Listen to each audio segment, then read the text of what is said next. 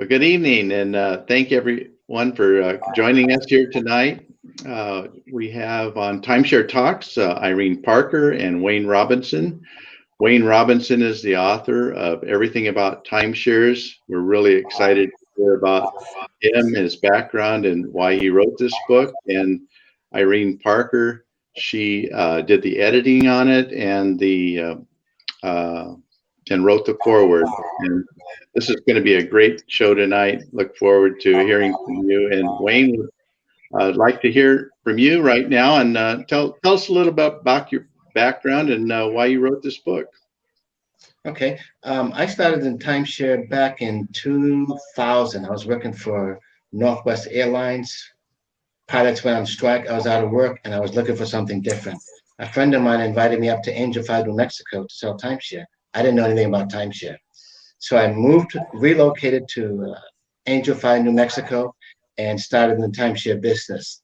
And I noticed at that time they were lying to people. And I asked them in an integrity sales meeting, why are you lying? And they all looked at me and they wouldn't talk to me. After that, 2 weeks later, I got fired because I wasn't a team player. And I was a licensed real estate sales agent in New Mexico. So I moved to Las Vegas and worked there for a little bit. I lived in New York and Pennsylvania and did that as well. And it was very seasonal in the United States. I said, I want to be somewhere that is busy all year round. I thought Mexico. So I went to Cancun, Mexico, and I lived there for some time, and I moved to Mazatlan, and then over to Cabo San Lucas and worked for many resorts there.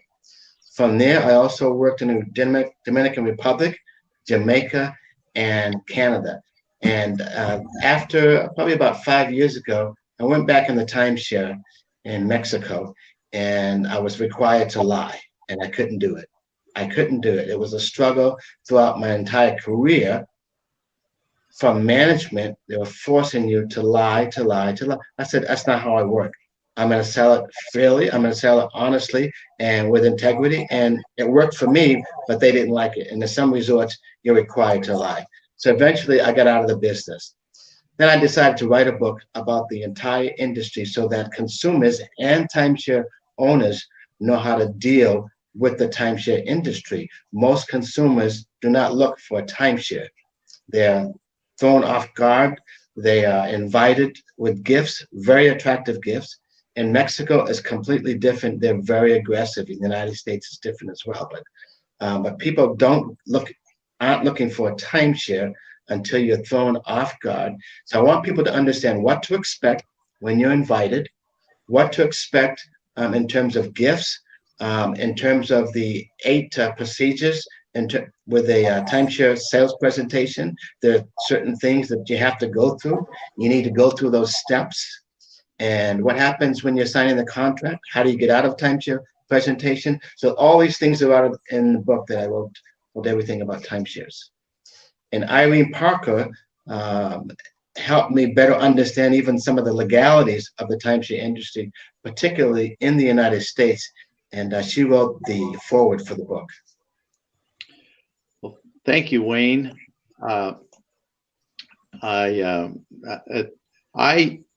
want everybody to know that when I take calls all day long and people who I can't help sell their timeshare, I refer them to buy Wayne's book because it's been so helpful to me.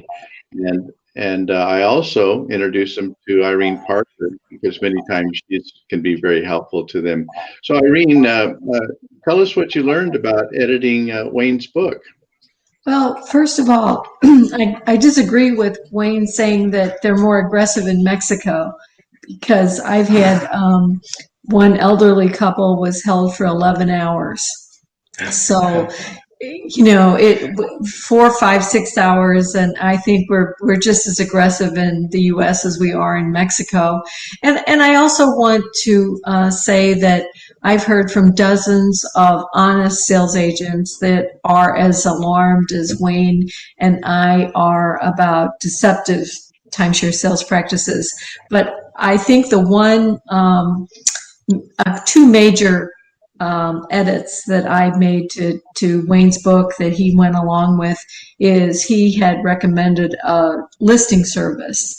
And in Florida, it violates a state statute if a listing service suggests a listing price. You have to have a real estate license to do that. And or even if I were to sell and say, how about 14,000? And they say that sounds good when my timeshare has no value. Even that is against the state statute. And so I had him shift from recommending a listing service to contacting a member of the Licensed Timeshare Resale Broker Association. Not all licensed brokers are members, but they function as traditional real estate agents, so you don't pay them a commission until they've sold the timeshare. And the other thing is Wayne was under the assumption that if you filed a complaint with the Nevada Real Estate Division, that they would act against an agent. But we have found that the only thing the Nevada Real Estate Division will do is send you a "you have no proof" letter. And as one example, we had a 90% disabled Iraqi veteran record a deceptive presentation in 2017. He suffered from traumatic brain injury. His wife was active duty military police. And despite him being recorded in 2017, in 2020, I received the 8th complaint against him, against this Nevada real estate agent. Now, not all states are anti-consumer. There are some, Hawaii and Arizona have been very pro-consumer, but that doesn't mean you shouldn't file the complaint for the record.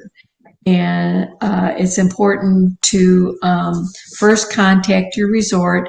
And resorts have been trying to resolve disputes.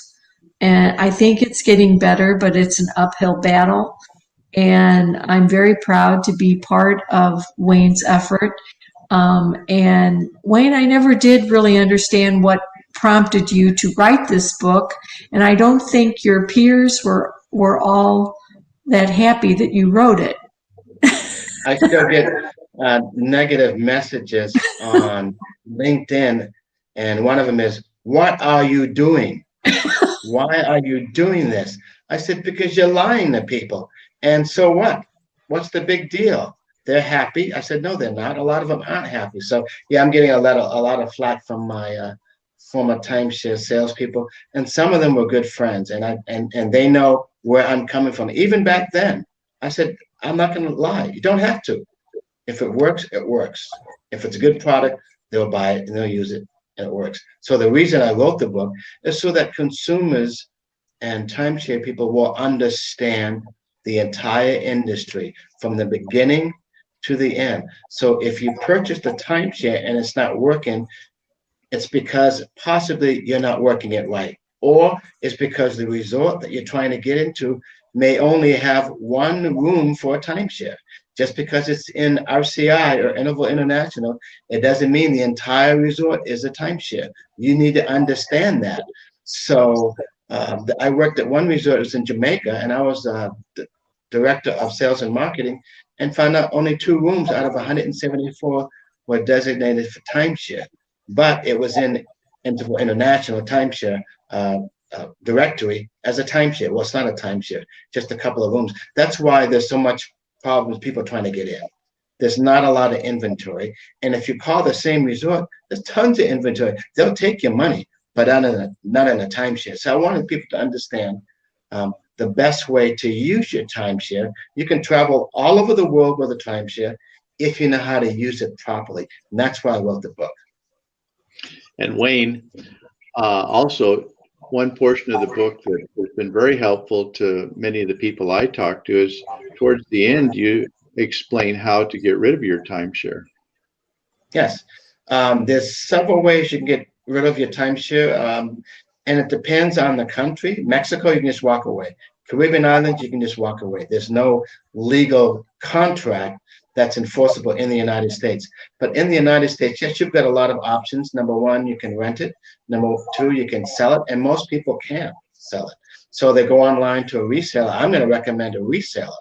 Don't go to the resort and buy a timeshare. You'll get the same timeshare for a fraction of the price. And when I worked in the timeshare industry, you could pay $48,000 for a timeshare that you can get for $2,000 online, because they'll start way up here and work their way down in negotiations. And even then, they don't go to the bottom line. Most people don't know that. A salesperson wants to make as much money as he can. So he wants to get the price up here. When you go sell that timeshare, obviously that price was inflated. It's down here. I would always buy from a reseller because you have time to look at the resort. You have time to look at comments, the reviews of the resort. Go on TripAdvisor. It'll tell you how they treat people, how clean it is, the amenities, all that. That way you have a choice and more time to decide when and why to buy a timeshare and where you want to go. Well, there's two caveats to that, though. In the case of my timeshare, if I buy 20,000 points from you, Wayne, in order to be able to exchange, which is what most people want to do, I have to buy 50% or 10,000 points directly from the resort for $40,000. So basically, if I buy from the secondary market, it's not the same product. And the same thing goes with renting. With my timeshare, there are restrictions on renting. I'm not allowed to rent to someone. There are prohibitions to renting to anyone I don't know or using a third-party website. So it's important to check with the resale agent as to the restrictions. I don't know, John, if you found the restrictions that severe with other timeshare companies as far as renting or buying on the secondary market. It's a good point both of you brought up, and it's in the secondary market, you've got time on your hands. You've got time that's in your favor. You can talk to me for days on end while you research what it is that you're looking for. We can go over the benefits, the disadvantages of buying in one resort system and other resort systems. So there's no pressure here. But if you've been to the resort, most people have, that I've talked to, they love the resort. They were enough not to buy there. And they called and looked around and found me, and I was able to help guide them through the sales process and save them tens of thousands of dollars. And they're going to get the same type of use. And there could be a couple of restrictions, but they rarely meet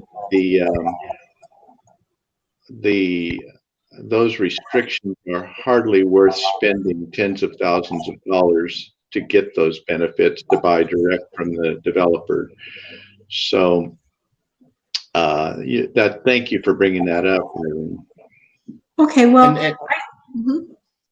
and that's something new. Years ago, it didn't matter. You could trade it, you could sell it, it doesn't matter. You could rent it out. It doesn't matter who you rent it to. But now I think they're becoming more restrictive because they see competition with the secondary market. There's so many timeshares out there on the secondary market. They don't want to lose that income from people walking in and buying it from them. So that's something that's new.